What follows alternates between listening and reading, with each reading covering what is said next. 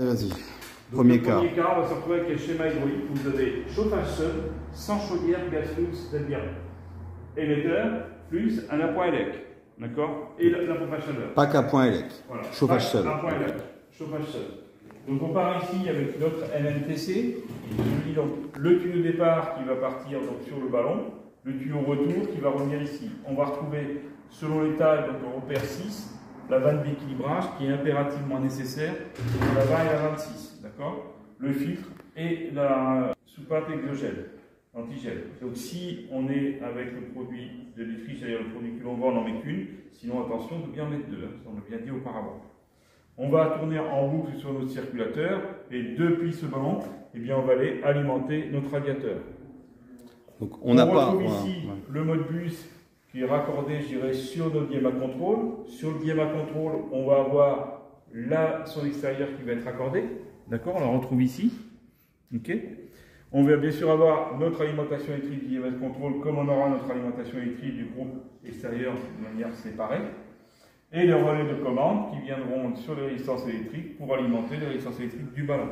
Quand on va être en cycle d'égivrage, on va faire un petit peu de froid, donc il faut quand même qu'il puisse réchauffer le ballon pour faciliter. Et la sonde système qui va venir, elle, se raccorder sur le DMA Control. Voilà, qu'on mettra sur le circuit juste après le départ ici. D'accord, pour contrôler une température de départ.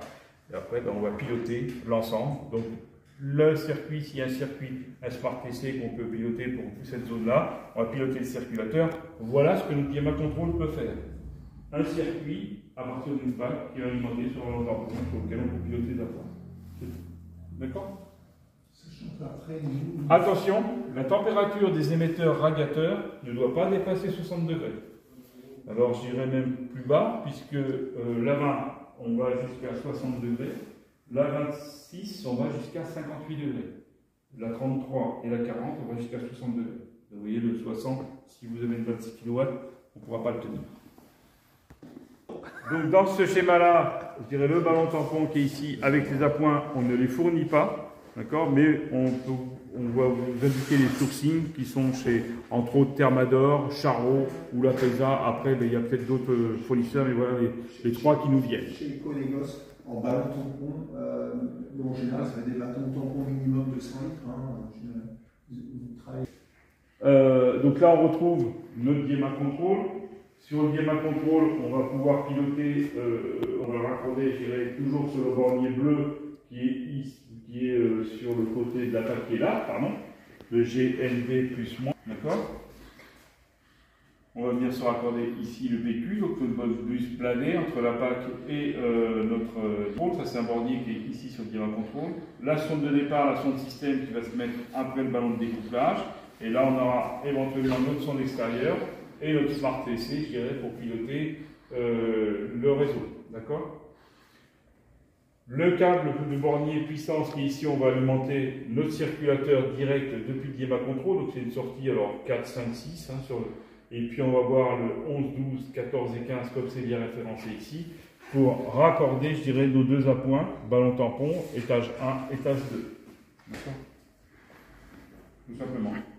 L'effet joule, il faut savoir que ça va être une puissance qui va être demandée au niveau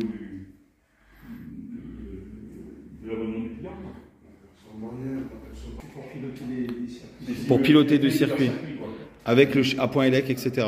Et la réponse, c'est quoi? C'est-à-dire que quand il m'a parlé ici circulateur secondaire, c'est s'il a 2, 3, 4, 5 circulateurs secondaires. Parce que c'est vrai que là, tu vas arriver dans ce cas de figure-là. On va avoir un réseau, deux réseaux, trois réseaux. Ce que j'expliquais tout à l'heure, tu avais le collecteur, tu avais les 4 logements qui partaient. Ça ne rien à ça. Donc tu avais 4 circuits secondaires après dans le temps. Voilà, alors, programmation faite sur le DMA Control, donc on sélectionne la langue, le pays, ainsi de suite. On va voir, je dirais, pour les mises en service, comment on va s'établir, puisqu'on avait sur des protocoles MGP qui étaient plutôt de la pré-mise en service, une pré-visite, de manière à voir si tout est bien conforme avant d'appuyer sur le bouton ON. Prestation payante qui va vous aider en amont le projet, pendant l'installation et surtout la mise en service, etc. Cette machine-là, on a des paramètres, le CN1, CN2 pour identifier le produit, comment il fonctionne, pour bien vérifier les câbles, les sections de raccordement, les ordres de raccordement sur la partie hydraulique, voir si la mise en œuvre de la PAC a été correctement posée, puisqu'on a parlé, je dirais, des aspects arrière, des aspects devant. Il faut savoir qu'il faut la poser légèrement inclinée sur la gauche et légèrement inclinée devant. D'accord? Parce qu'il y a une petite purge, et puis cette purge, il faut qu'on puisse évacuer correctement. Donc tout ça, c'est tous ces points-là qu'on va regarder. Venir faire un CN1, CN2 après pour identifier. Et après, une fois qu'on a fait le CN1, CN2, ben on attend 6 heures. Donc c'est pour ça que la prévisite est importante, puisqu'à la limite, il y a toujours cette attente de 6 heures avant de démarrer la pompe à chaleur. Voilà, c'est le principe de cette machine, d'accord? L'appareil est équipé d'une protection logicielle qui empêchera toute tentative de démarrage tant que la période de 6 heures n'est pas terminée. Vous ne pourrez pas la démarrer. Donc si vous dites j'ai fini le chantier, allez, donc j'essaie de la mettre en route quand même, ça ne va pas démarrer en 6 heures. La visite est importante. Au moins sécurisez-vous, je dirais, avec cette offre, ce qu'on a, c'est le pack starter, je crois. Voilà, on en parlera. Dans lequel on a cette prévisite, on voit si c'est conforme, tout va bien, hop, il n'y a pas de souci. Il y a une petite observation, on vous le dit, on remet, et on met le CN1, CN2, et après on est à 6 heures, c'est-à-dire que le lendemain, ben, on revient pour faire un mise en service correct de la pompe à chaleur. Ça sera nettement mieux. Voilà, on a 230 techniciens dans toute la France, on a des spécialistes locaux, au niveau local, donc je crois qu'il faut bien s'appuyer sur le fabricant, exactement. On est quand même sur des installations qui sont un peu plus grosses que d'habitude, avec des débits d'eau qui ne sont pas forcément bien maîtrisés. La vanne de réglage, par exemple sur la 20 et la 26, bien la régler. Enfin voilà, c'est quand même... Et puis plusieurs appartements, s'il n'y a pas d'eau chaude, c'est plus pareil, ouais, je suis d'accord. Okay. Voilà, autrement après les paramètres à minimum. Donc là, on est simplement dans la régule, attention. Hein. Attention.